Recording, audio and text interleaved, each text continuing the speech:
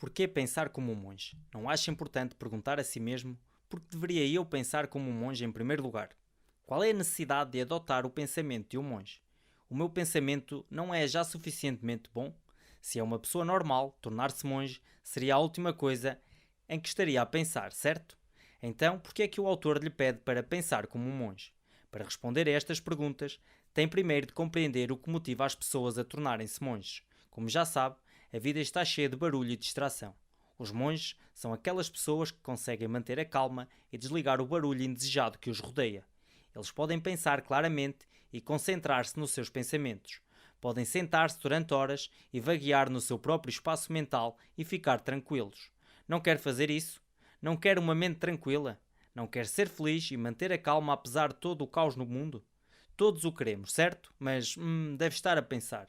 Não quero rapar a minha cabeça, tornar-me careca e usar aquelas vestes. Eu percebo. Felizmente o autor diz que não é preciso seguir essas práticas loucas dos monges. Não tem de se tornar um monge literalmente. Basta adotar a mentalidade de um monge. Pensar como um monge não é uma perda de tempo como a maioria das pessoas pode pensar. Pode pensar, se tornar-se monge é assim tão fantástico, porque não o fazem muitas pessoas? Bem, tornar-se um monge vem com sacrifícios. Por exemplo, quando o autor ficou no ashram, não podia jogar jogos e ver filmes no seu telemóvel. Parece uma coisa rígida e complicada de se fazer, não parece? Não é permitido aos monges cederem às distrações. Estão desligados do mundo exterior em maior grau. Não é fácil tornar-se um monge. Além disso, a maioria das pessoas, especialmente os pais, pensam que tornar-se um monge é uma perda de tempo. Pensam que os seus filhos devem estudar muito e fazer um trabalho admirável. Bem, não há nada de errado com isso. Mas eles não percebem como pensar como um monge pode ajudar os seus filhos a crescer no mundo real. Pensar como um monge não é teórico, é muito prático, na verdade. As pessoas pensam nos monges como criaturas de outro mundo porque não compreendem os monges. Até o autor enfrentou alguns desafios quando decidiu tornar-se monge. Os seus pais também pensaram que ele iria desperdiçar a sua vida num ashram. Mas apesar do que outras pessoas disseram, ele manteve-se fiel à sua decisão. Por isso somos afortunados. Se o autor tivesse desistido de se tornar um monge, este livro não existiria. E definitivamente não estaria a haver este resumo. Penso que as pessoas deveriam ser encorajadas a pensar como um monge, porque quando pensamos como um monge, olhamos para dentro. Quando meditamos, refletimos sobre os nossos pensamentos. Em última análise, consegue-se clareza nos pensamentos pela qual muitas pessoas lutam, mas falham. Mas não importa o que eu diga ou o autor. A maioria das pessoas continuará a pensar nos monges como extraterrestres. Porquê? Porque para se sentir ou pensar como um monge, é necessário algum nível de autoconsciencialização. Há uma razão pela qual muitas pessoas lutam para meditar. Quando as pessoas não conseguem meditar, ficam frustradas e simplesmente desistem. Penso que a adoção da mentalidade de um monge aproxima-nos mais dos nossos eus naturais. Qualquer pessoa pode tornar-se um monge, sim, mesmo sem seguir todas essas práticas. Basta adotar essa mentalidade. Mesmo eu não quero tornar-me um monge. Estou atrás da abordagem que usam para se concentrarem e manterem a calma neste mundo agitado.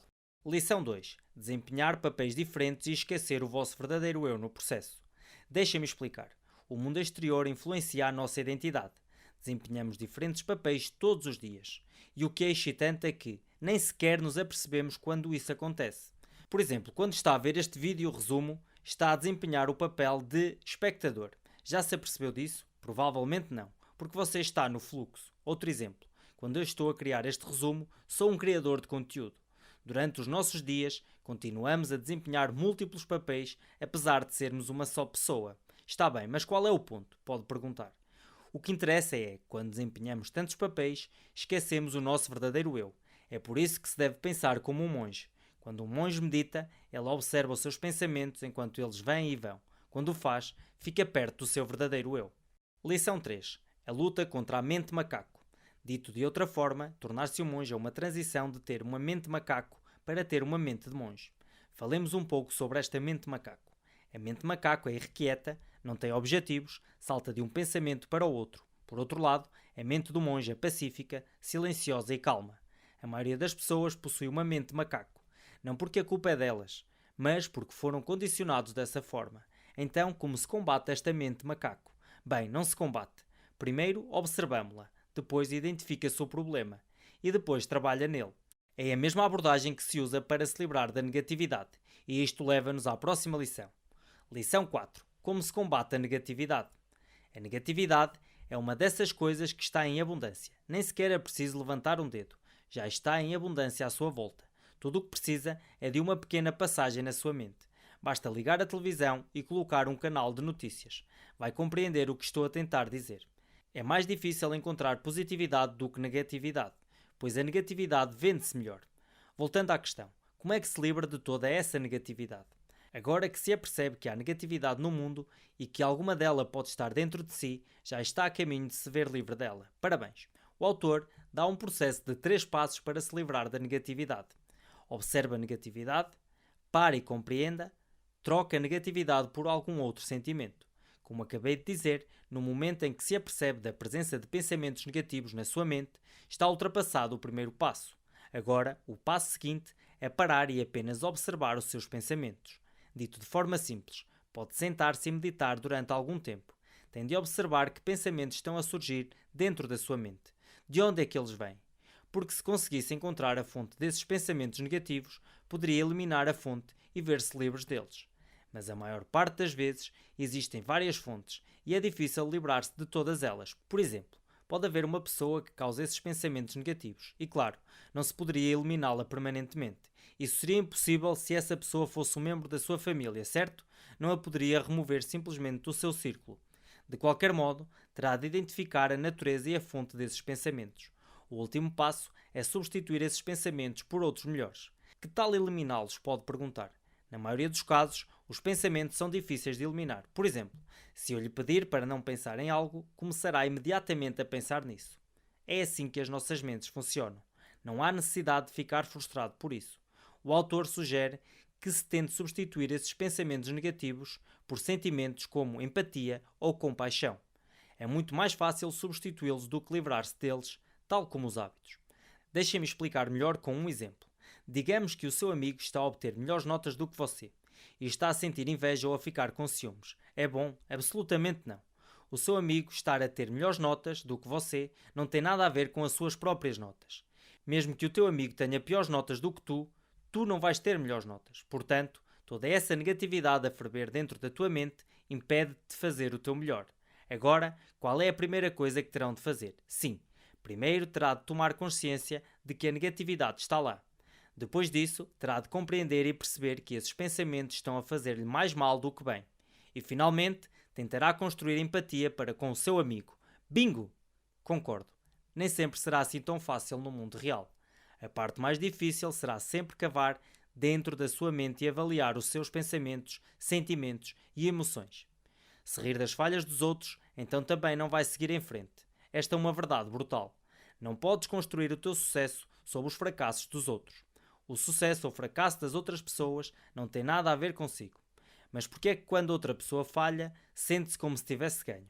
Isto é porque a nossa mente adora vitórias fáceis. Ganhar é difícil. Mas ver outras pessoas perder e gozar com ela é incrivelmente fácil. Alimenta o nosso ego e dá-nos uma sensação de crescimento. Mas, na realidade, tornas-te pior se te rires do fracasso de outra pessoa. E se for esse o caso, é preciso fazer alguma autorreflexão porque algo está definitivamente errado aí. Lição 5. Perdoar incondicionalmente e reajustar as recompensas. Uma parte da filosofia dos monges é libertar qualquer ressentimento contra alguém. A ideia é perdoar até os seus inimigos. Parece uma loucura? Permita-me que explique. Todos nós passamos por essas situações quando alguém nos fere profundamente o coração e nos rouba a nossa felicidade. Então o que acontece? Juramos não perdoar essa pessoa nunca. O autor fala sobre a verdadeira liberdade na vida. Ele diz que a verdadeira liberdade não é fazer o que queremos fazer. Trata-se de nos vermos livres das coisas que não queremos na nossa vida por opção. Manter um rancor constrói negatividade e pressão desnecessária dentro das nossas mentes. É difícil perdoar alguém, bastante compreensível. Mas a questão é essa. A verdadeira beleza reside no perdão incondicional de alguém. É assim que nos tornamos mentalmente livres. Quando nos libertamos desses pensamentos, ficamos tranquilos. É claro que se pode perdoar alguém em condições simples, como pedir ao outro que admita o seu erro. Mas quando perdoamos incondicionalmente, alcançamos a verdadeira liberdade, tanto dentro do nosso coração como da nossa mente. É contraintuitivo. A sua mente dir-lhe-á para não perdoar alguém que o magoou. Mas lembre-se, você não é a sua mente, não és escravo da tua mente, tu és o seu mestre. Quando dás total controle às tuas emoções ou pensamentos, trabalhas sobre um terrível mestre. Esta é a razão pela qual deves estar consciente de ti próprio, porque ao nível da superfície dificilmente se aperceberá de todo o cenário. Os monges concentram-se no que é mais importante. Por exemplo, concentram-se na sua respiração. Eles libertam-se de desordens materialistas desnecessárias, tanto no seu corpo como dentro da sua mente.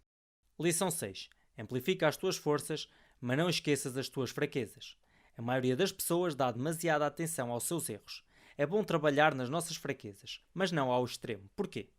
Porque é muito melhor amplificar as suas forças do que continuar a trabalhar sobre as suas fraquezas. Permitam-me que explique. Digamos que é bom na arte, mas fraco na matemática. Agora, em qual se concentraria mais? A maior parte das pessoas ficaria agitada por não conseguirem resolver essas equações matemáticas e, como resultado, subavaliariam a sua capacidade de resolver problemas matemáticos. Imagine se Lionel Messi se tivesse concentrado mais na sua pequena altura e em como nunca poderia tornar-se um grande jogador de futebol, uma vez que os jogadores altos obtêm uma vantagem. Felizmente ele não o fez. Messi amplificou a sua força, que era a arte de jogar futebol. Se eu pusesse este conceito em palavras ainda mais simples, diria para perguntar a si próprio: qual é essa coisa que pode dar ao mundo? Sim, só precisa de uma coisa para escrever história num caso ideal. Não se pode ser bom em tudo devido à falta de tempo e energia. Por isso, concentre-se nos seus melhores pontos fortes. Será que isto significa que deve ignorar as suas fraquezas? Não. A questão é, tem de dar mais prioridade às suas forças quando comparado com as suas fraquezas. Pode até seguir a regra 80-20 de Pareto, se assim o desejar. Passe 80% do seu tempo a amplificar os seus pontos fortes e gaste 20% do seu tempo a trabalhar nas suas fraquezas. Assim, sempre que se vir a queixar das suas fraquezas, lembre-se de Lionel Messi, que é uma lenda no futebol, e de Michael Jordan, que é uma lenda no basquetebol. Lembre-se sempre, amplifique os seus pontos fortes, mas ao mesmo tempo não use este conselho como desculpa para as suas fraquezas. Lição 7. Encontre o seu Dharma. Dharma significa dever. Dever para com a verdade. O que quer que lhe permita viver uma vida verdadeira é o seu Dharma. Dharma é uma palavra em sânscrito para religião. Existem muitas religiões por aí. De acordo com o autor, Dharma é a sua paixão combinada com a sua perícia e expertise, mais a sua utilidade. Não só utilidade para si, mas também para os outros. Pergunte-se, qual é a minha paixão? Quais os meus pontos fortes? Como posso acrescentar valor à sociedade? Estas perguntas vão ajudá-lo a encontrar o seu Dharma. Tente não confundir Dharma com paixão. Elas não são a mesma coisa. Lembre-se, o verdadeiro significado de Dharma é dever ou comportamento correto que o leva à verdade. Idealmente, o dever de todo o ser humano é fazer o que é certo. E é isso que as religiões ao redor do mundo estão a tentar ensinar. Que todos os Dharmas ao redor do mundo existem para o bem comum da humanidade. Agora é a sua vez. Deixe-me saber nos comentários qual é o seu ponto-chave preferido. O que acha de pensar como um monge? E não se esqueça de se inscrever no canal e partilhar este vídeo com os seus amigos. Um forte abraço, pessoal!